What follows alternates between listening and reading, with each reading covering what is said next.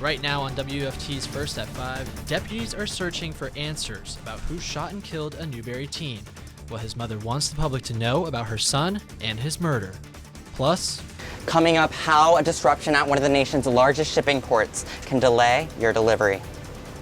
And hundreds of people gathered on UF's campus today to protest a bill they say discriminates against certain countries. First at 5 starts right now. First at 5. From the University of Florida's College of Journalism and Communications, you're watching WUFT News. Deputies in Alachua County are searching for who shot and killed a local high school student. This is WUFT's First at 5. I'm Bailey Korinek. And I'm Chris Will. The 18-year-old was killed in his home over the weekend. WUFT's Natasha Holt is live at the Alachua County Sheriff's Office. Natasha, you spoke with the victim's mother earlier today. I spoke with her family and friends. They're all devastated. I spoke with Jermaine Godbolt's mom, and she told me that he had plans to go to college after high school graduation. She shared with me his love of basketball and his excitement when he made the team. The person or persons responsible are still out there, and law enforcement is searching to bring them to justice. You know, an 18-year-old taken from us way too soon. Art Forgy says that about 10 Saturday night, there was an emergency call about a shooting in Newberry. We want to be meticulous and cover all of our bases and not focus in on one thing. We're told Jermaine Godbolt was in his front yard when a car drove past. Authorities say moments later, the people in the car came back and shot Godbolt in the chest. But in the end, present a very thorough case that the state attorney can get a conviction on. Right now, details are limited. Authorities are interviewing and working leads to solve the case. The shooter is still at large, and the sheriff's office says they'll be able to release more details once an arrest is made. Reporting live in Gainesville, Natasha Holt, WUFT News. We're taking a live look at Paynes Prairie on I-75 from our DOT cameras. Looks like a beautiful day outside, but you can start to see some rain clouds rolling in. WUFT's Julia Haley is timing out when we're going to see showers move into our area. Julia, we're not going to see any of that rain though tonight. Not tonight, but take a look around the panhandle. We're starting to get some of those scattered showers, and this is going to give us a chance for some flooding and some rain leading into tomorrow. Take a look outside. Beautiful blue skies outside of Century Tower, 82 degrees, feeling almost a little bit like summer outside, but sunny skies overall, and this is going to stay just a little bit longer this evening, so make sure to get outside. Temperatures are staying in the 80s all across north central Florida. We have 83 Bronson, even 82 for the Villages, and we're staying warmer than what we saw yesterday, especially with that sunshine, calm and warm. And we'll take a focus on flooding coming right up. 6 people are still unaccounted for after a Baltimore bridge collapsed earlier this morning. This is the drone footage of the wreckage. The collapse happened after it was hit by a container ship. Here's the latest information. 6 people are missing and believed to be a part of a construction team working on the bridge before it went down. Maryland's governor has declared a state of emergency and says the collapse is likely the result of an accident, not an act of terrorism. The cargo ship issued a mayday call moments before the collision, something Baltimore's mayor says likely helped save lives. This afternoon, President Biden addressed the nation on the search and recovery efforts. And to the people of Baltimore, I want to say we're with you. We're going to stay with you as long as it takes. And like the governor said, you're Maryland tough, you're Baltimore strong, and we're going to get through this together. And I promise we're not leaving. Florida Governor Ron DeSantis is offering state support to help in the aftermath of the collapse. In a tweet, the governor says he directed the state's emergency response team to offer assistance to Maryland. The post goes on to say Florida stands willing to help, and prayers are with the victims and first responders. The collapse of the Francis Scott Key Bridge has shut down Baltimore's port, and because of that, logistics companies, including some based in Florida, are scrambling to make their plans to import and export their goods. WFT's Teitel is live in the studio with how one Florida company is managing with the aftermath. Officials with the Port of Baltimore say more than 50 million tons of cargo go in and out of the port, and that this incident could cause widespread issues with goods being shipped from here on the East Coast all the way to the Midwest. The port confirmed an indefinite shutdown of vessel travel, effectively halting 52.3 million tons of foreign cargo, and some Florida businesses contribute to this number, which Maryland Governor Wes Moore confirmed to be record-breaking. I spoke with an employee at Allstate Wireless, based out of Miami, which ships thousands of home security products from the Port of Baltimore every day. He says the business now expects deliveries to be delayed to Florida by at least a day while it determines an alternative route. I already made a call to some people up in that Baltimore area this morning, and yeah, there definitely is going to be the trucking business will definitely be affected. So logistics will be affected. Among other Florida companies working with the Port of Baltimore include SPS Ideal Solutions, Royal Caribbean International, and Carnival Cruise Line. The American Trucking Association also released a statement today estimating nearly 5,000 trucks per day will have to be rerouted. Those trucks carry an annual average of $28 billion worth of goods, which will impact shippers and trickle down to consumers. Live in the studio, Teitel, WUFT News. A Gainesville woman is recovering after being shot at a hotel last night. The 19-year-old was shot at the Days Inn by Wyndham on Northwest 69th Terrace. She was taken to the hospital breathing and conscious. When I spoke with ACSO Public Information Officer Art Forgy, he says the girl is in serious condition.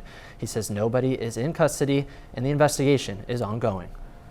One person is injured after a 3-vehicle accident in Bellevue. Marion County Fire Rescue says a semi-tractor trailer, SUV, and Jeep collided in front of a Taco Bell last night. The SUV driver needed to be pulled out of the car and was taken to a local trauma hospital. The southbound lanes of South U.S. Highway 441 were temporarily shut down. The Bellevue Police Department is still investigating the cause of the accident. The University of Florida Faculty Union is protesting a new Florida law. More than 100 people gathered on UF's campus to protest against what was Senate Bill 846. This law prevents Florida universities from hiring researchers and offering assistantships to graduate students from certain countries. The countries impacted include China, Russia, Iran, North Korea, Cuba, Venezuela, and Syria. Science and technology does not have a boundary, and especially institutions like University of Florida, they embrace open research and open collaboration across boundaries, across different countries. Protesters aim to raise awareness about the law and promote inclusivity and equality. The rally included speakers from UF and community leaders to express their concerns. High Springs voters are heading to the polls today for a special election. This election will fill an open city commission seat vacated by Republican Steve Tampanes.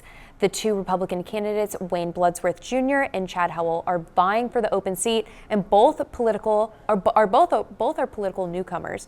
Bloodsworth is retired and a longtime High Springs resident. Howell is a detective for the Alachua Police Department. Both candidates agree that the budget is the most important issue facing the city. High Springs Mayor Catherine White says the new commissioner must be attentive to the people he serves. It's most important that the commissioner understands the people who live here. They'll learn the job as they do it, but understanding who lives here is the most important thing. You can vote at First United Methodist Church or the High Springs Civic Center. Polls will be open until 7 p.m.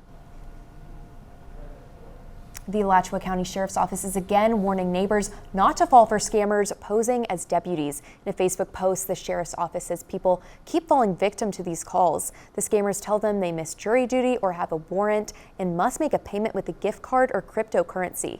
ACSO says they will never call or demand money, and if you get one of these calls, simply hang up. When we return from the break, thousands of manatees have died in recent years due to the lack of seagrass. But researchers say the issue is completely preventable. Hear from a biologist who is working to help these sea cows in just a few minutes.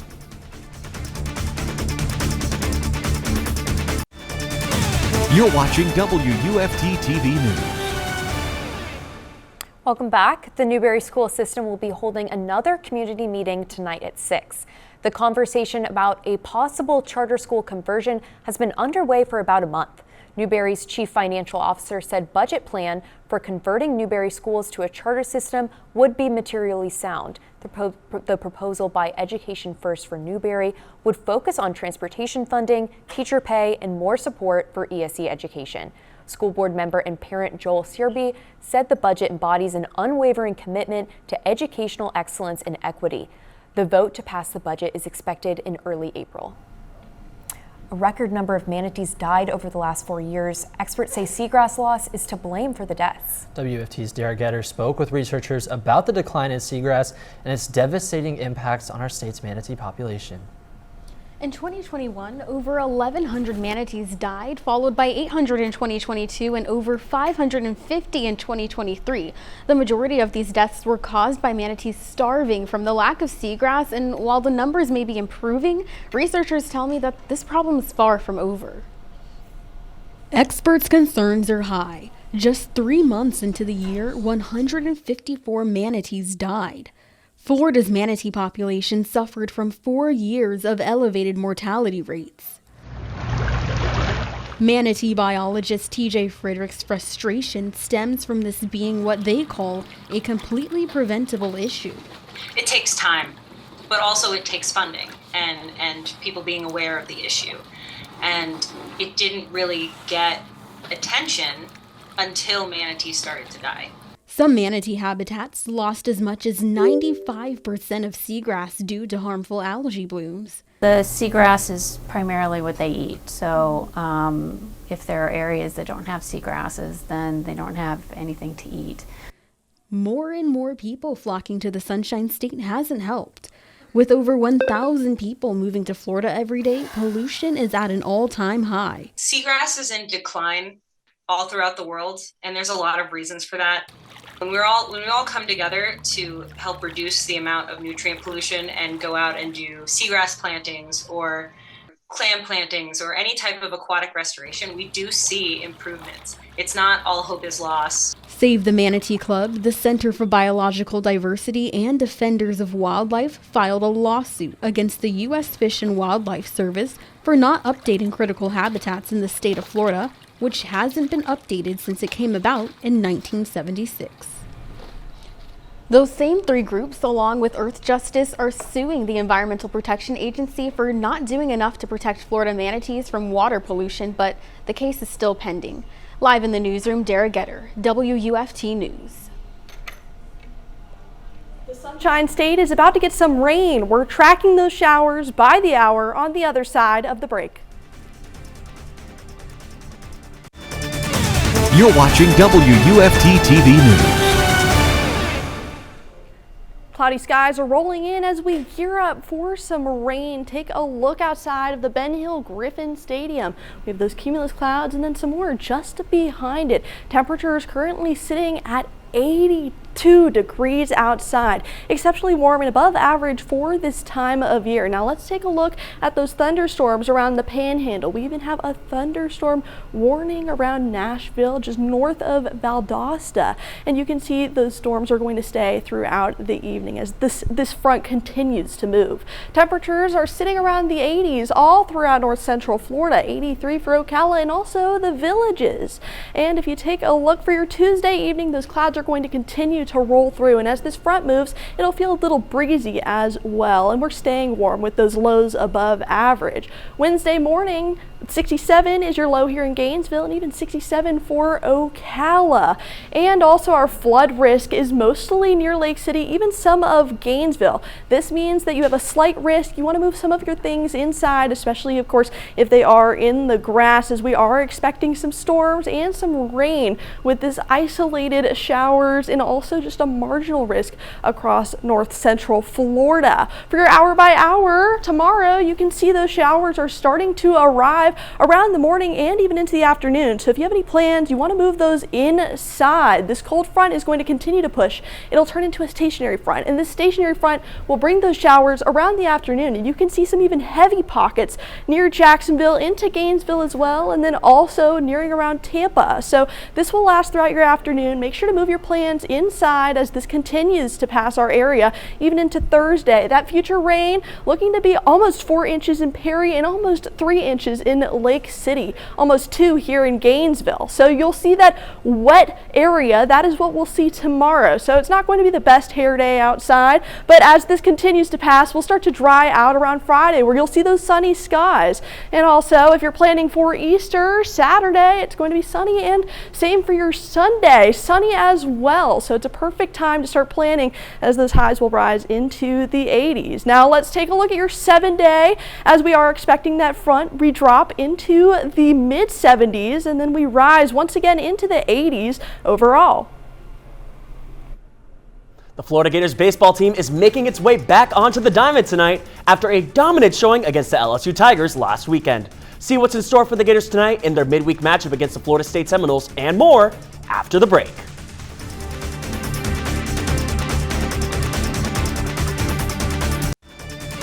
You're watching WUFT-TV News.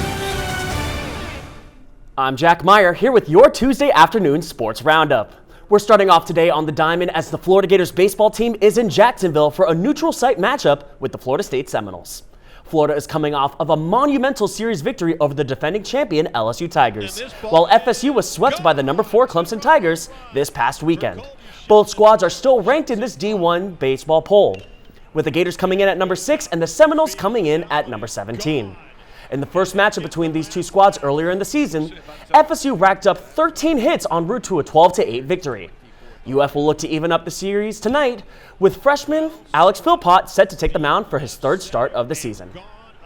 Turning to high school baseball, the Oak Hall Eagles took care of business in a 3-0 statement victory over the PK Yonge Blue Wave. I had the opportunity to visit Roger Maris Field yesterday for the primetime rivalry matchup between these two squads. Oak Hall and PK Yonge have long reigned as 2 of the top baseball programs in Alachua County. Both teams currently sit within the top 5 of Max Preps' Gainesville baseball rankings. But beyond the box scores and standings, the Eagles and Blue Wave have plenty of history of their own. They're always fun competitors, city rival to go after and compete against. So we've had some really good games over the years that been, either way. After splitting their season series at 1 game apiece last year, the Eagles were looking to get the upper hand early on in this one. Oak Hall third baseman Gavin Jones kicked off the day with a bang, launching a 2-run double into deep left field to get his squad on the board in the first inning. He threw a lot of curveballs in warm-ups, and he hadn't thrown a curveball yet, so I figured first pitch he was probably throwing me a curveball, and so I sat on it, swung pretty far. Wind's blowing in. I don't know, on a good day that might go out, but Now up to an early 2-0 lead, the Eagles managed to keep the Blue Wave in check thanks to a strong performance on the mound from starting pitcher Troy Freeman. Freeman pitched all 7 innings for Oak Hall, finishing the afternoon with a line of 4 hits, no walks, no runs, and 1 strikeout. Honestly, I did not feel any pressure at all. I felt totally in control of that game the whole entire time. I wasn't worried or scared at all. The Eagles went on to secure a 3-0 victory to improve to 6-2 on the year. Meanwhile, the Blue Wave fall to 7-2 as a result of the loss. The two squads will meet again on April 23rd, as the Eagles will go for the season sweep, while the Blue Wave look to take their revenge. Tonight will feature plenty of action under the lights in high school baseball as well. The Dixie County Bears will face off against the Bell Bulldogs, while the Gainesville Hurricanes will play host to the Trenton Tigers. Rounding out today's action, the 12-1 Newberry Panthers will travel to take on the Suwannee Bulldogs. All 3 games are set to start at 7 p.m. And finally, former Gator Kenyon Berry will compete in this year's Olympic Games as a member of Team USA's 3-on-3 basketball squad. The son of NBA legend Rick Berry will be the first Florida men's basketball alumnus to represent the United States in the Olympics. And like father, like son, both very well known for their free throw routine. Yeah, I mean, Kenyon shot over 80% from the line in his career at Florida, whereas I shot about under 20% in my days playing rec basketball. Well, maybe you should try and shoot it granny style like that. I mean, you know what? I probably Maybe that's could. the trick. Yeah, Bailey, I've heard that you're quite the athlete yourself. You got any free throw techniques for us? Thanks for mentioning that, Jack. Usually it's nothing but net. I just close my eyes and it's like magic. Really quite the athlete. I really wish we could all be like Bailey, but I think I'm going to stick with the sports metaphors. Do we want to pass it on over to Julia? No. I'm going to send my free throw to the weather. If you take a look, Wednesday is a bit of a miss with that rain, but Thursday is a score as that sunshine starts to return throughout the rest of the week. Thanks for joining us. We're back here tomorrow for another edition of First at 5. But your North Central Florida news is always on at WFT.org and on all our social media platforms. Have a good night.